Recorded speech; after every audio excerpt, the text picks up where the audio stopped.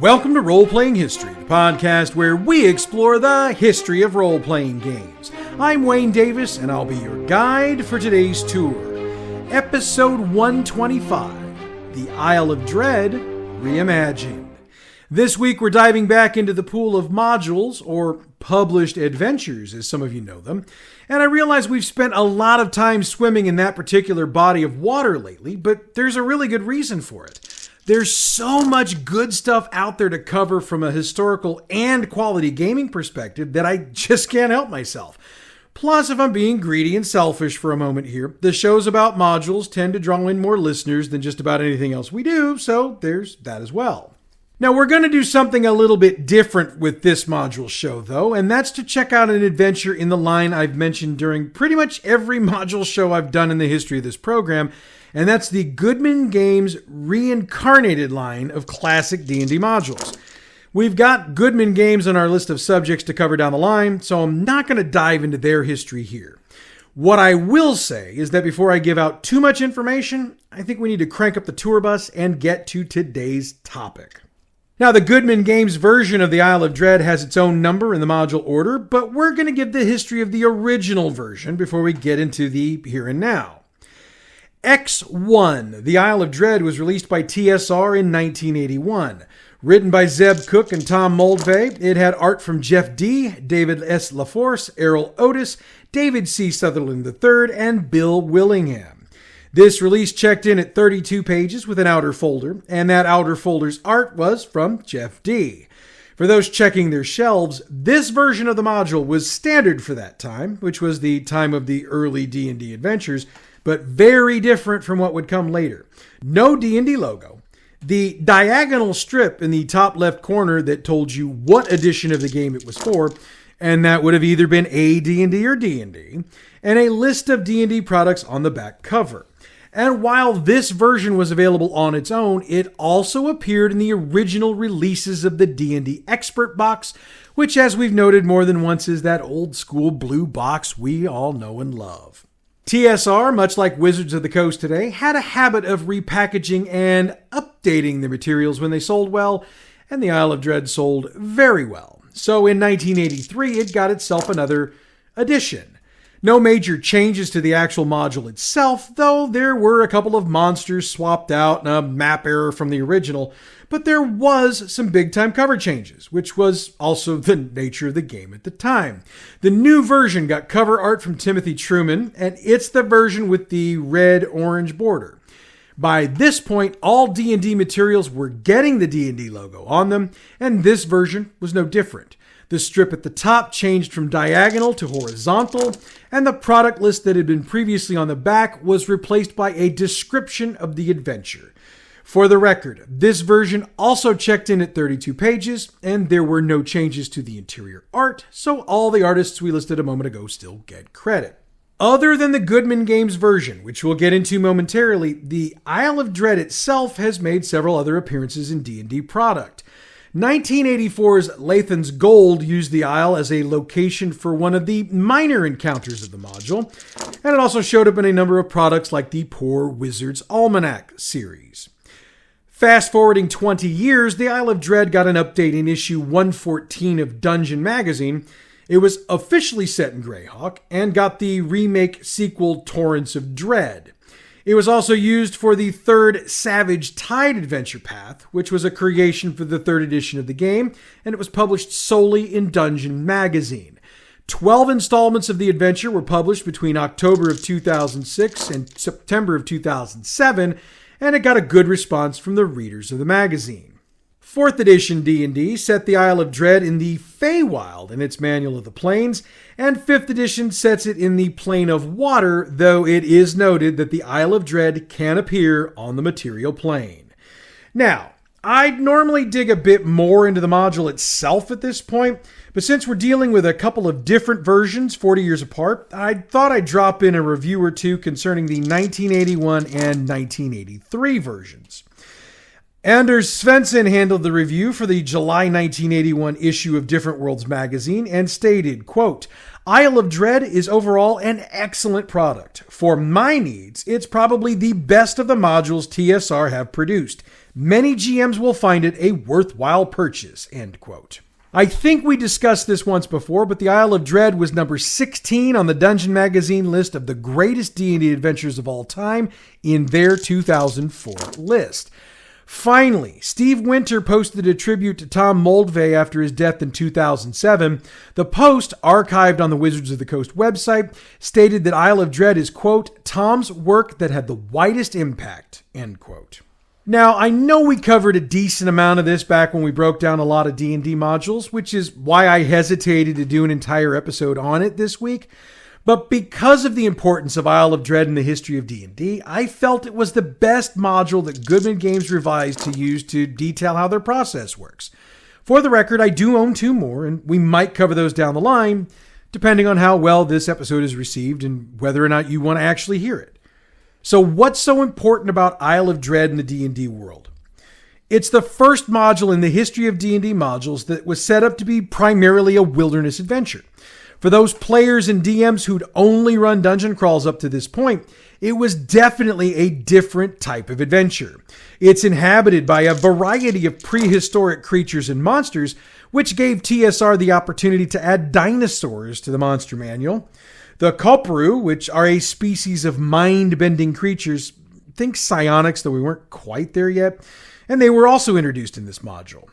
Sure, there's a temple complex for the group to explore at the end, so there's some dungeon crawl included in this adventure, but as anybody in the business world will tell you, it's easier to introduce change to your consumers if you include some things they're both familiar with and comfortable with. There you go.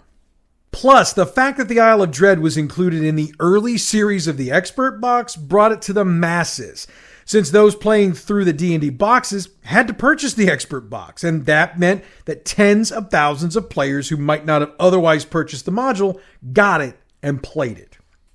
And that's at the core of Goodman Games' thinking when it comes to which modules get the Reincarnated treatment. What was their impact on the game? Of course, the 1A to this 1B would be the overall popularity of the module, and when we break down the series as a whole, you'll get where I'm going with this. So, 3 pages of script and over 1,300 words in, let's crack open the cover of the hardback book and get down to the details.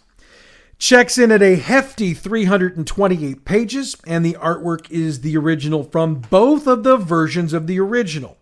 Jeff D's 1981 artwork appears on the hardcover and opposite the back hardcover, while Timothy Truman's 1983 cover appears on the inside of the front cover.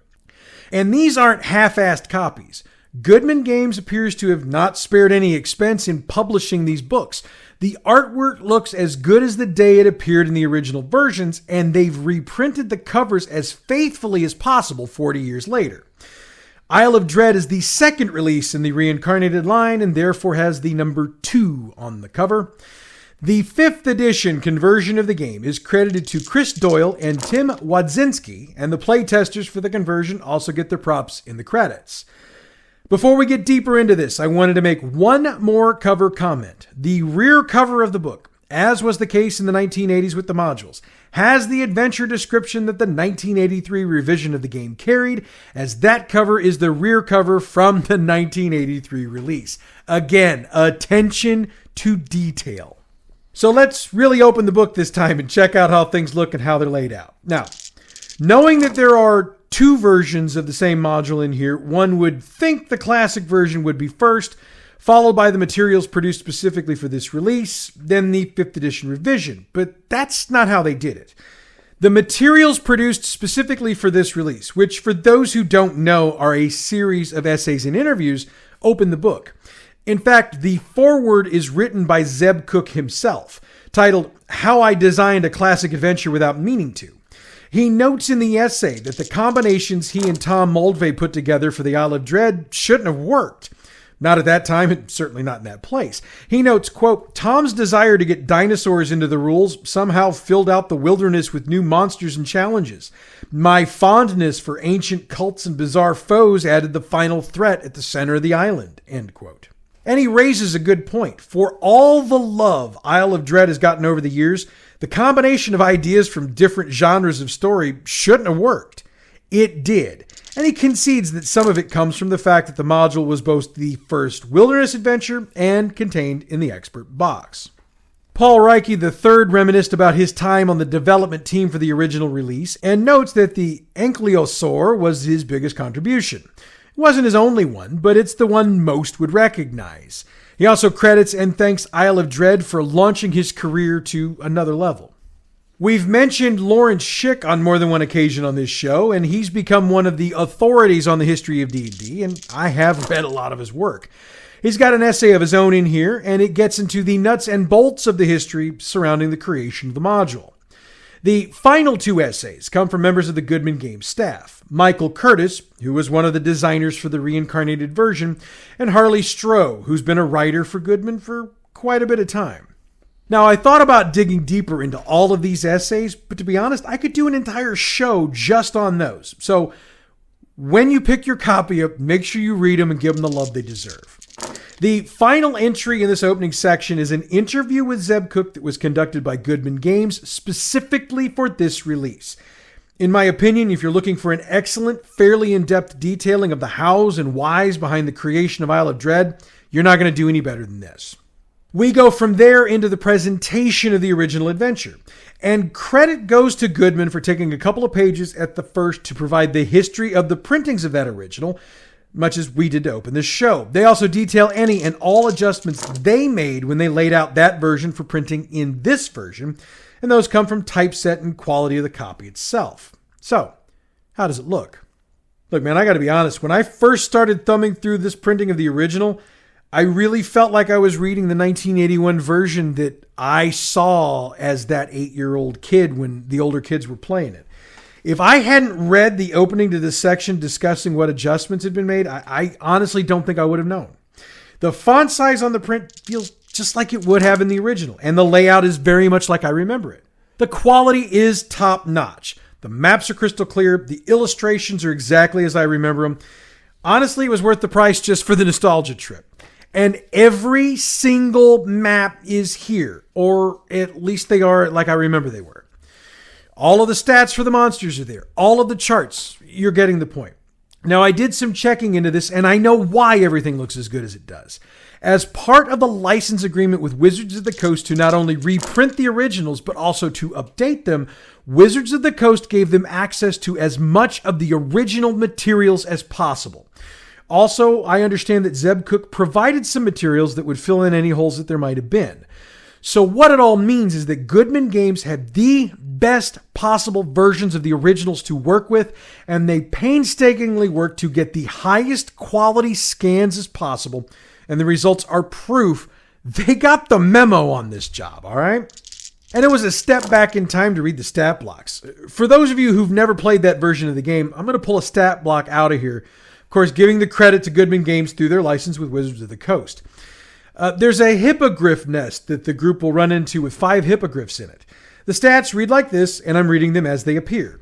AC 5, HD 3+1, HP 21, 20, 16, 14, 10. Number AT 3, D 1 through 6 / 1 through 6 / 1 through 10. MV 180 feet, parentheses 60 feet. Flying 360, parentheses 120. Save F2. ML 8, ALL. And it's AL space L, just in case. Now, our 5th edition, or even 3rd edition brains, if I'm being honest, have to go back to remember all of those. But if you take a minute to think it through, you can get the comparison against what we have today. Hell, we're doing the 5th edition version, so we'll do a compare and contrast when we get to that. Makes sense. Now, when I started going through all of this, I was expecting to get the original Isle of Dread as well as the 5th edition revision. What I wasn't expecting was that they reprinted both the 1981 and 1983 versions of the module. That means I got a very pleasant surprise when I ended the first module and flipped to that all too familiar orange cover. This was the game I ran. I played.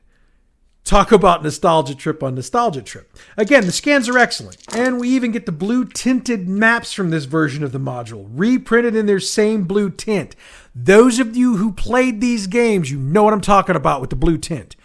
It's not just blue ink, it's blue tint, trust me. Okay, I already started fanboy gushing. I need to slow down. It's not because I don't love these. You're getting tired of it's a nostalgia fatigue on your part, I'm sure. So let me compose myself. We'll move on. To compare the difference even between the 1981 and 1983 editions, let me put that hippogriff stat block out there. Hippogriffs, parentheses 5, AC 5, HD 3+1, HP 21, 20, 16, 14, 10, MV 180 feet, parentheses 60 feet, 360 feet, parentheses 120 feet, flying. Number AT, 2 claws / 1 bite. D, 1 through 6 / 1 through 6 / 1 through 10. Save, F2. ML, 8. AL, N.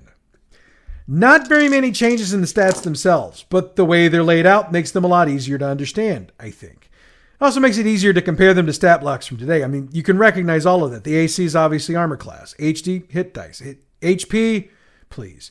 MV, movement. Pound, number sign. AT, obviously the attacks, number of attacks. D, damage.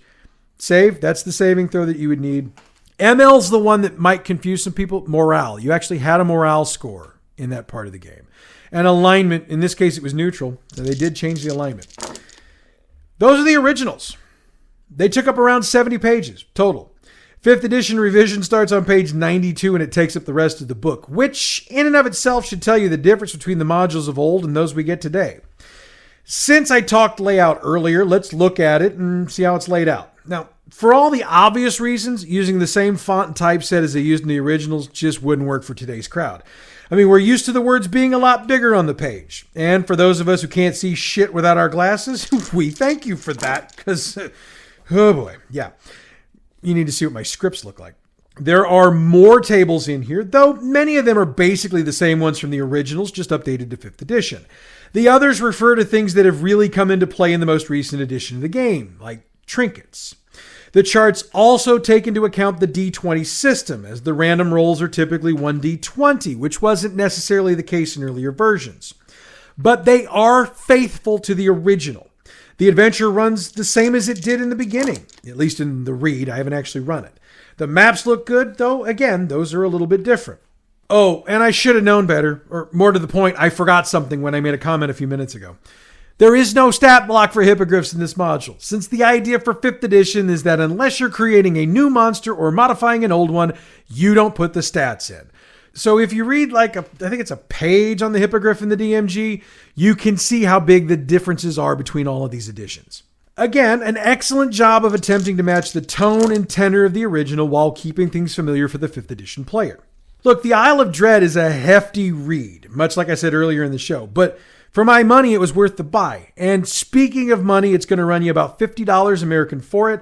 You can get it at your local game shop or online at goodman-games.com. Like I said earlier, there's several classic modules in the Reincarnated line from Goodman, and we'll cover a few more of those in the future. But for now, we've come to the end of today's tour. Next week, we'll dive back into a history of a couple more tabletop role-playing games as we check out Castle Falkenstein and Talislanta. In the meanwhile, check out our other fine podcast, Bad GM's Campaign Build Along. This week, we crank up the final act of our campaign and see what the war between the factions of the Brotherhood of Steel will do to our group. Bad GM's Campaign Build Along is available wherever you get your podcasts or on our website, badgmproductions.net. The music we use for this show comes from Pixabay.com. Check them out for all your license-free, royalty-free music needs. Roleplaying History is a production of Bad GM Productions. We are all over social media, so check out the info box for this episode or our website, badgmproductions.net, to see where you can check us out. Next week, we check out the games Castle Falkenstein and Talislanta. Different systems, different styles, but one hell of a fun show. That's next week. Until then, I'm Wayne Davis, and your Role-Playing History.